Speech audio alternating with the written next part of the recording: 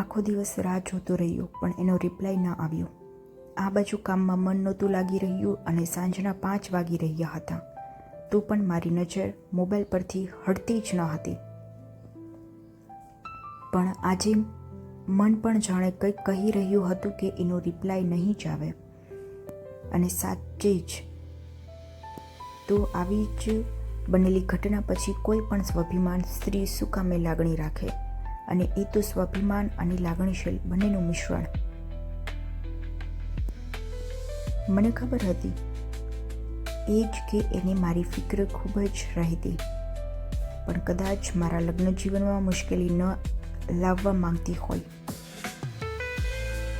એવું પણ બની જ શકે ને. અરે હા, કોફી શોપવાળા વેઇટરે જ તો કહ્યું હતું ને કે રોજ સાંજે 6 વાગે રોજ આવે છે એમની કોફી શોપ પર, અને 5 વાગ્યે હું ત્યાં પહોંચી ગયો. દિલ જોરથી ધબકી રહ્યું હતું અને મનમાં સંશય જરૂર હતો કે એ આવશે કે નહીં આવશે. એક મિનિટ એક સદી જેવી વીતી રહી હતી. તું આવશે ને? અને મારી નજરને કોફી શોપના દરવાજે ટકાવી બેસી જ રહ્યો. હેલો, કેમ છો? મને ખબર જ હતી કે તમે અહીં જ મળશો. સોરી, સવારે તમારા મેસેજનો રિપ્લાય ન આપી શકી.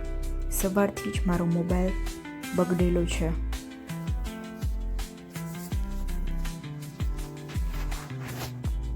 અને પછી ફરીને જોયું તો એક આકર્ષક કાળા રંગની સાડી લપેટીને ઊભી હતી.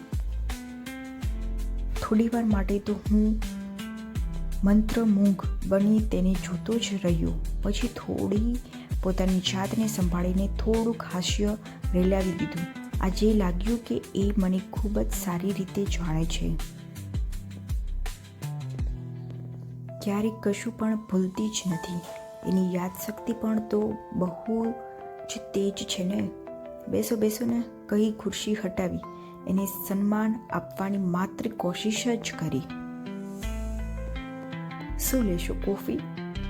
Yes, cold coffee with ice cream. રોજ તો હોટ કોફી પીવો છો ને, અને આજે? તમને કેવી રીતે ખબર? ઓહ, તો વાત એમ છે કે મારી જાસૂસી પણ થઈ ગઈ. કાલ રાત્રે કેટલા વાગે ઘરે પહોંચ્યા? આમ બોલીને તેના ચહેરા પર મુસ્કુરાહટ છવાવા માંડી, અને એની આ જ મુસ્કુરાહટ પર તો પહેલા જ દિવસથી હું ફિદા હતો જ ને. મિત્રો, તમને શું લાગે છે હવે આગળ ક્યાં વળાંક આવીને ઊભો રહેશે? જો પૂરેપૂરી સ્ટોરી જોવી હોય તો ચેનલને સબસ્ક્રાઈબ કરો, વિડીયોને લાઇક કરો અને તમારા મિત્રો સાથે જરૂરથી વિડીયોને શેર કરજો. અને જો તમારી જિંદગીમાં પણ આવો કાંઈ કિસ્સો હોય તો અમને કોમેન્ટ સેક્શનમાં જરૂરથી જણાવજો.